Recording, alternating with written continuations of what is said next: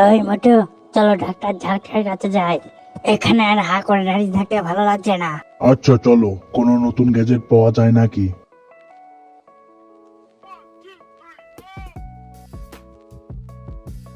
ওই ঘাচিদা, দেখো আমি কি বানিয়েছি। এটা হলো একটা গ্যাজেট। এই গ্যাজেট দিয়ে তুমি যাকে ছুবে সে একটা প্রাণীতে পরিণত হয়ে যাবে। উরি বাবা, ডক্টর ঝাটকা, তোমার কোনো গ্যাজেটকে আমি ভরসা করি না। আজ পর্যন্ত তুমি একটা গ্যাজেটও ভালো করে বানাতে পারোনি। উরি বাবা। বড় ভাইয়া, কেমন আছো? তোমার হাতে ওটা কি? মটু মেরে ভাই, মেরে প্রাণ, এটা হলো আমার নতুন গ্যাজেট। এই গ্যাজেট দিয়ে কোনো মানুষকে প্রাণীতে পরিণত করা যায়। তাই নাকি? তাহলে দেখি তো একবার ব্যবহার করে। উরি বাবা। ডক্টর ঝটকা, তুমি তো ঠিকই বলেছিলে। এই গ্যাজেট দিয়ে সত্যি তো দেখছি একজন মানুষকে প্রাণীতে পরিণত করা যায়। তুমি তো দেখছি বিশাল বড় একটা আবিষ্কার করে ফেলেছো। ওই মতো তুমি ডাক্তার ঝটকা সুনাম পরে করবে, আগে আমাকে ঠিক করো। আম্বা আম্বা। ডক্টর ঝটকা, তোমার এই গ্যাজেটটা আমি নিয়ে গেলাম, কালকে দিয়ে দেব। এখন যাই তাহলে। মোটুকে মেরেই ফেললাম, তাই না বলো গিন্নি? হ্যাঁ হ্যাঁ, অবশেষে তাহলে আমাদের শত্রু শেষ হয়ে গেল। আমরা তো আজকে পার্টি করব।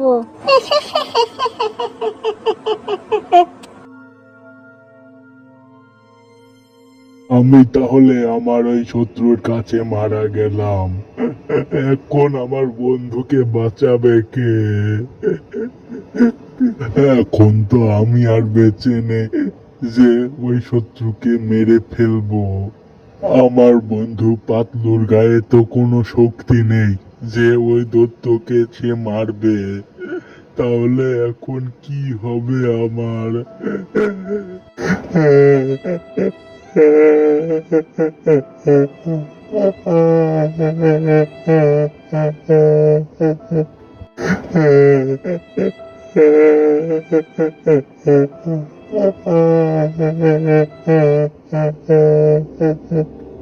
কি হয়েছে মোটু, আমাকে বলো তুমি।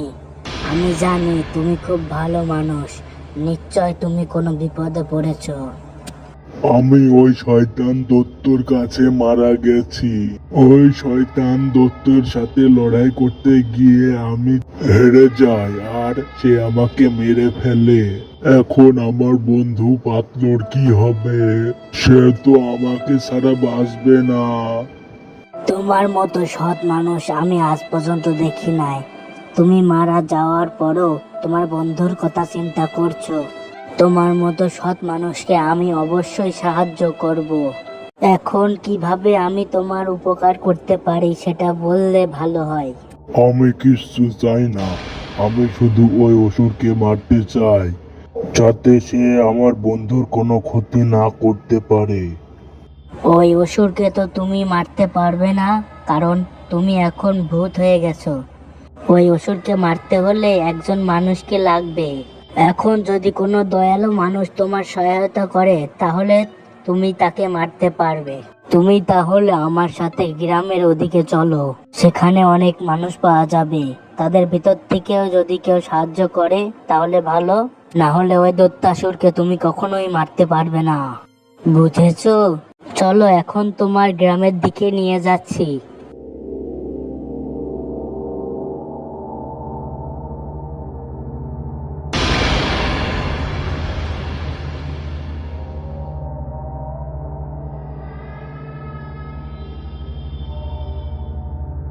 আমি এর বেশি আর যেতে পারবো না, বাকি পথ তোমাকে অতিক্রম করতে হবে।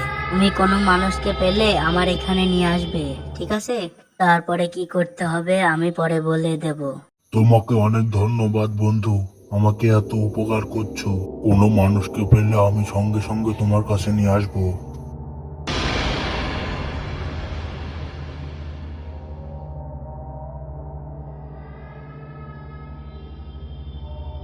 মারাল মশাই, গ্রামে কি হচ্ছে বলেন তো?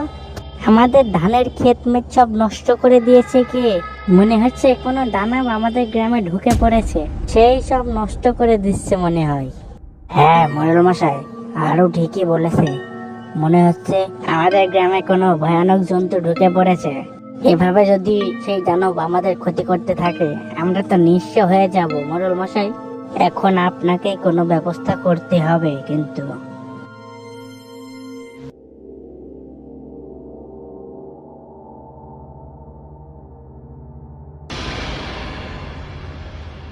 ভাই সাহেব, আমি হলাম মোটু।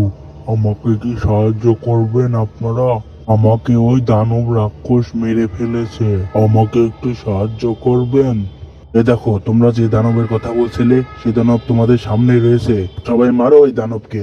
ধর ধর ওই দানবকে ধর, একদম ছাড়বি না। আজকে বেটা একদম শাস্তি করে দেবো।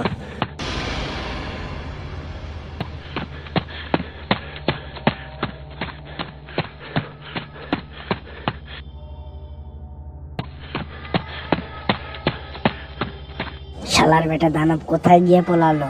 তোমরা কেউ দেখেছো নাকি? না হারু, আমরা তো কোথাও দেখছি না। দানবটা জব্বর বসা বেঁচে গেল। সামনের বার আসলে ওকে একদম ছাড়বি না কিন্তু।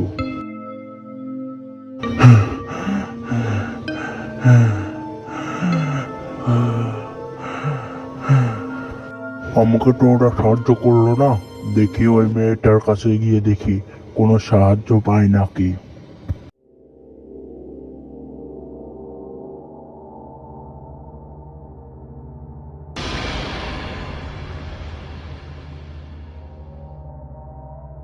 মোটু আঙ্কেল, আপনি এখানে কি করছেন? আর আপনার গায়ে এত ক্ষত কিসের? তোমাদের মোটু আঙ্কেল মরে গেছে রে মা। আমাকে এক দানব মেরে ফেলেছে। এখন ওই দানবকে মারার জন্য একজন মানুষকে খুঁজছি, কিন্তু তোমাদের এখানকার মানুষ তো আমাকে চেনেই না। শুধু তুমি একমাত্র চিনলে আমাকে। তুমি কি বলবে একজন সৎ মানুষ কোথায় পাবো ওই রাক্ষসকে মারার জন্য? ও, ওই রাক্ষসকে মারতে হবে? ওই রাক্ষসকে মারার জন্য তো আমি যথেষ্ট। চলেন, আমি আপনার সাথে যাব।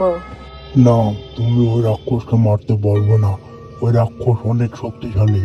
এমনিতেও তোমার বাবা মা টেনশন করবে তোমাকে নিয়ে। আমি কোনোভাবেই তোমাকে এত বিপদের ভিতর ফেলাতে পারবো না। তুমি বাবা মার কাছে চলে যাও। এখানে অজুড়ে বসে রয়েছো কেন?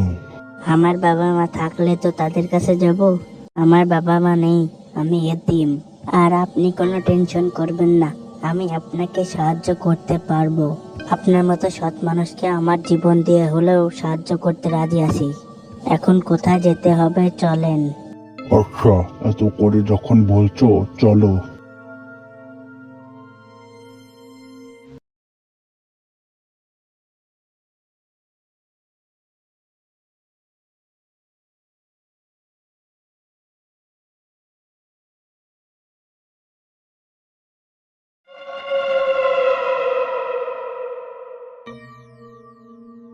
অসুর বন্ধু, ও অসুর বন্ধু, তুমি কোথায়? অসুর বন্ধু, আমি মানুষ পেয়ে গেছি। কি হলো মোটু, মানুষ পেয়ে গেছো? কিন্তু এই মানুষ যে বড়ই ছোট। সমস্যা নেই, ও লড়তে পারবে ওই অসুরের সাথে। এবার মানুষ তো নিয়ে এসেছি, এবার কোথায় যেতে হবে চলো।